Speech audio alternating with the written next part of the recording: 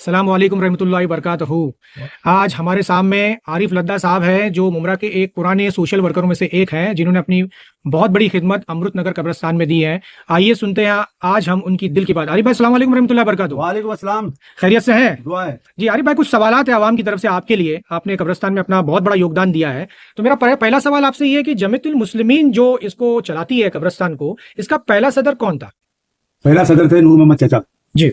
दूसरे सदर थे बाबा पान वाले, तीसरे सदर थे फतेह मोहम्मद नाइक जी। चौथे थे रशीद कुरैशी साहब जी। पांचवें थे दादा भाई जी।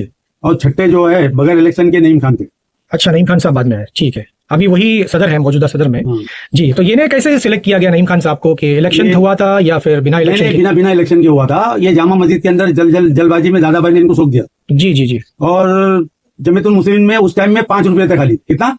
5 रुपए खाली, सिर्फ 5 रुपया था। अमृत नगर में एक ऑफिस 300 रुपए की भाड़े पे लेके जमीयतुल मुस्लिमीन के ऑफिस खोले थे। अच्छा। और इसके बाद जो है नईम खान साहब इधर पूरे मुमरा में निकले थे सोशल वर्कर ढूंढने।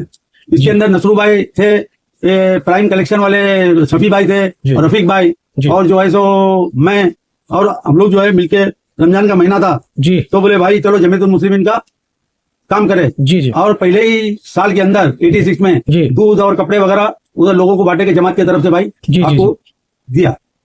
अरे भाई, एक बात बताइए, आप किस ओहदे पे रहे हैं जमीयतुल मुस्लिमीन में? जमीयतुल मुस्लिमीन में मैं फंड कलेक्शन चेयरमैन था।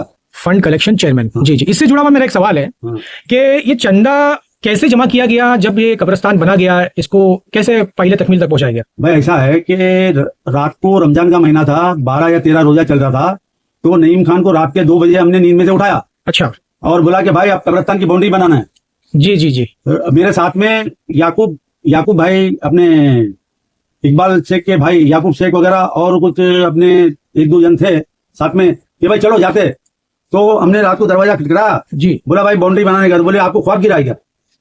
अच्छा, ये खान साहब ने कहा? हाँ, हमने हाँ हमको ख्वाब गिरा।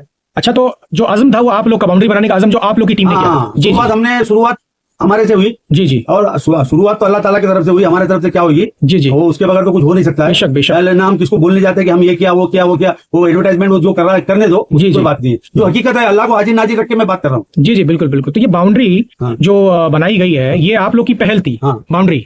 तो इसको कैसे, इसमें क्या दुश्वारी आई और कैसे बनी है बाउंड्री? भाई ये बाउंड्री जो है सब उनसे, फिर रजवी कंपाउंड के अंदर एक मीटिंग ली गई जी, उसके अंदर असरफ मुल्लानी भी था। अच्छा। और कई लोग मुमरा के थे, पूरे मुमरा के अंदर जूने लोग हैं, उनको पूछ लो आप, सब लोग थे मीटिंग के अंदर कि भाई ये कब्रिस्तान की बाउंड्री बनाना है जी।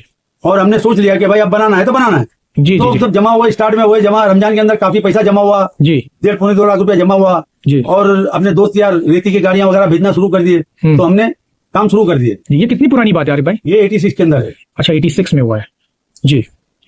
आरिफ भाई, मेरा तीसरा सवाल आपसे ये है, चौथा सवाल, हम बचपन से ही सुनते आ रहे हैं कि जमीयतुल मुस्लिमीन जो है इस चीज को चलाती है, दरगाह मस्जिद कब्रिस्तान वगैरह, जमीयतुल मुस्लिमीन एक वाहिद जमात है जो इसको चलाती है। अभी हाल ही में हमने देखा गया है कि ये दरगाह में कुछ और भी ट्रस्ट का नाम आ रहा है, तो ये दरगाह मस्जिद ट्रस्ट और जमीयतुल मुस्लिमीन एक ही ट्रस्ट है या ये अलग अलग है, अलग है? नहीं, ये इन लोगों ने क्या किया कि 2005 के अंदर अपने पूरे खानदान का नाम डाल लिया। नईम खान साहब, उनके दामाद, उनका लड़का, उनके नाम से वो प्राइवेट ट्रस्ट बनाए, प्राइवेट ट्रस्ट बनाई उन्होंने। तो जमीयतुल मुस्लिमीन को क्या मिला? जमात एक्चुअल मुमरा की है जी, और उन लोगों ने अपने अलग ट्रस्ट बना लिया। तो लेकिन अलग ट्रस्ट किस चीज को गवर्न करती है, वहां किस चीज को चलाती है? ये है कि दरगाह का गल्ला है ना, दरगाह का गल्ला है, मस्जिद में जो आता है पैसा आता है, वो सारी चीजें जो है दरगाह से रिलेटेड है, और जो उसका हिसाब अलग है। आप कोई भी जमात के अंदर, कोई भी जमात, जमीयतुल मुस्लिमीन है, आप करंट अकाउंट चलाओगे, एक ही अकाउंट चलाओगे ना? जी बिल्कुल। उधर 3-3 अकाउंट है।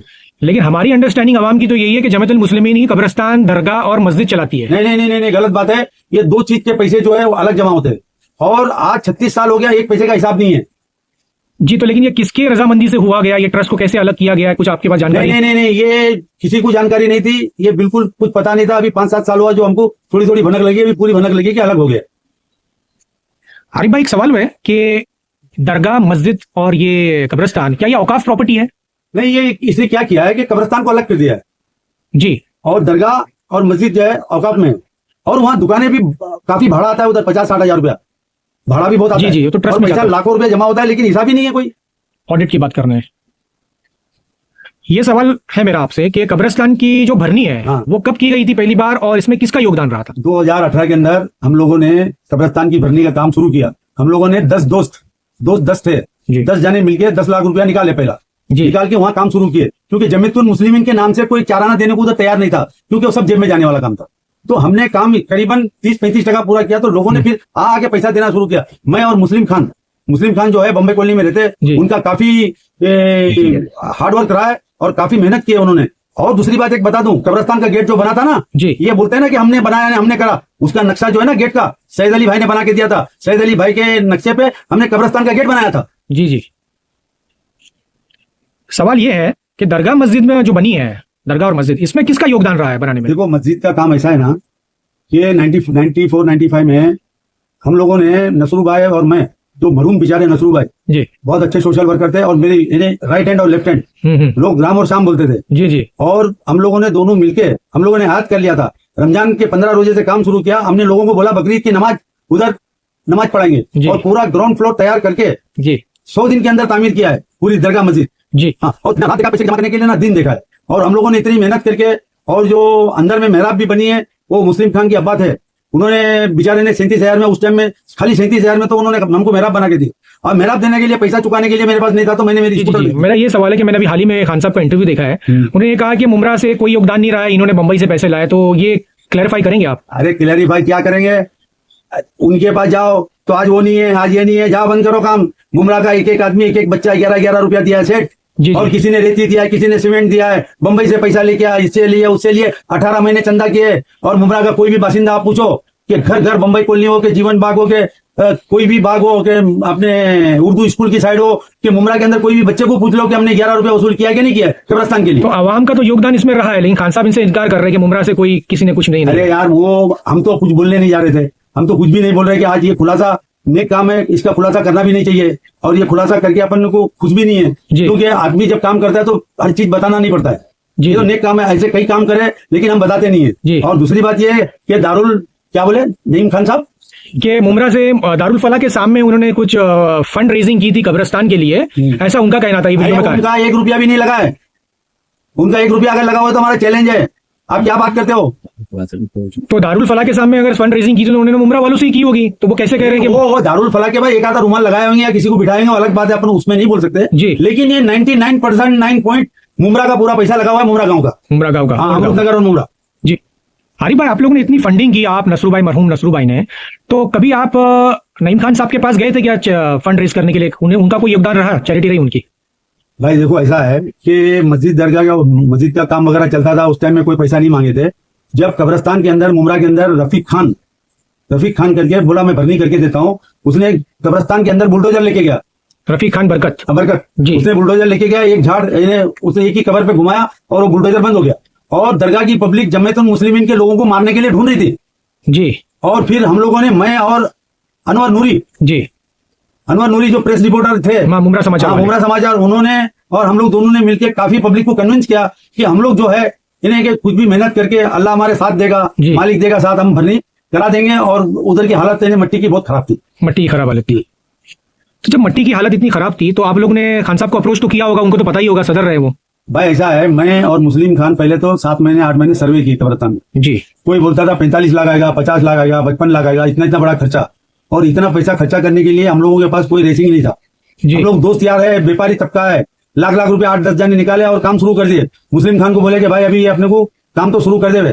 काम तो हम लोगों ने शुरू कर दिया, ओपनिंग कर दिए। फिर इनके बाद जो है, मैं अल्लाह को हाजिर नाजिर रख के बोलता हूँ कि उनके घर पे गया कि भाई एक 3-3.5 लाख रुपया आप हमको मदद कर दो, क्योंकि काम बहुत बड़ा है जी। तो उन्होंने बोला कि जमात में पैसा ही कहाँ है, जमात में पैसा ही नहीं है, पैसा ही नहीं है।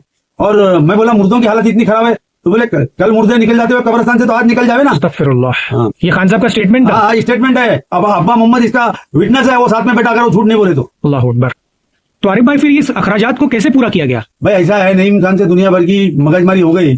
इसके बाद उसने ऐसा वैसा करके 3.25 लाख रुपया देने का कबूल किया, यानी जमात में से, जेब से नहीं जी। और जमात से, जेब से नहीं। और वो फिर दरगाह की पेटी से 30,000 उधर लोगों ने लाके दिया पैसा, उधर से ये वो जमा करके 10,000, 5,000, 20,000 ऐसा करके उन्होंने 3.25 लाख रुपया हमको दिया जी। आरिफ भाई, अभी हाल ही में दादा पवार की तरफ से नजीमुल्लाह भाई ने 2 करोड़ की निधि लाई है कब्रिस्तान के लिए, अमृतनगर कब्रिस्तान के लिए। तो उसमें भी मैंने सुना है कि जो 2 करोड़ रुपए जो कब्रिस्तान और दरगाह मस्जिद में लगने वाले हैं, उस शेड की बात भी हुई है वहां पर, 25 लाख रुपए शेड पे भी लगने वाले। इसके बारे में क्या कहना चाहेंगे आप?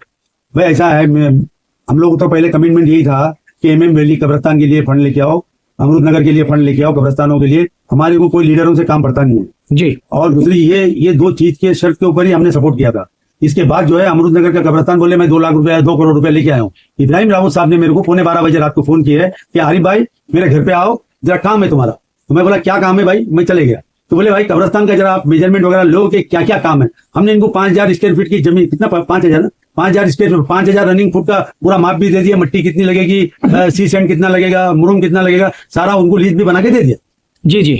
और दूसरी बात यह है कि नजीब साहब के साथ हम लोगों ने अपने अमीन सयानी साहब के पास गए थे। एमएम वैली की कब्रिस्तान का उनको यानी कि बरोबर तालमेल नहीं बैठ रहा था जी। और अमीन सयानी साहब क्या बोल रहे थे और नासिर भाई क्या बोल रहे थे और ये तालमेल नहीं जम रहा, वो दोनों नहीं समझ पा रहे थे। जी, तो हम लोग को बोले चलो मैं आज बम्बई में हूँ, आप लोग आ जाओ। जी जी। हम लोग बम्बई गए और अमीन सयानी साहब के पास 2 घंटा बिठाए और उन्होंने सब समझा दिए कि भाई एमएम वैली का ऐसा काम करो, लेकिन मैं सरकार में इन्वॉल्वमेंट नहीं हूँ। जी जी। तो अमीन सयानी साहब वही है ना जिन्होंने बड़ा कब्रिस्तान और बम्बई के काफी कब्रिस्तान बनाए, आर्किटेक्ट है। और उन्होंने बोले कि मैं एक पैसा तो क्या 4 आना भी नहीं लूंगा। जी जी जी जी। और ये काम जो है मेरी डायरेक्शन पे करना है, आप लोग करो, आना नहीं, लेकिन मैं इसमें इन्वॉल्व नहीं हूँ। जी जी। लेकिन जो रहनुमाई वो करेंगे। रहनुमाई नहीं, वो बोले मैं सब सारी डिजाइन बना के देता हूँ, किस तरह से टेक्निकल वर्क है पूरा बता देंगे। जी जी जी। तो आरिफ भाई अभी आगे आपका जमीयतुल मुस्लिमीन के बारे में अभी क्या कहना, आपकी क्या राय मशवरा आपके? मेरी राय मशवरा ये है कि 36 साल से इलेक्शन ही नहीं हुआ है। अच्छा। इलेक्शन होना चाहिए और हिसाब होना चाहिए। हिसाब देता नहीं है। हिसाब क्यों नहीं देते हो भाई? उधर कोई डेवलपमेंट का काम होता नहीं है। आपको अगर कोई काम कराना है तो आपको बोल देते हैं कि भाई आपके पास पैसा हो तो करो, नहीं तो कुछ भी नहीं। एक वीडियो में उन्होंने खान साहब ने कहा था कि मैंने सीए का स्टैम्प मारकर लोगों को वो ऑडिट रिपोर्ट शेयर की थी। अरे वो सीए का रिपोर्ट हो या कोई रिपोर्ट हो, ओरिजिनल रिपोर्ट बतावे ना, जो ओरिजिनल पैसा जमा हो रहा है।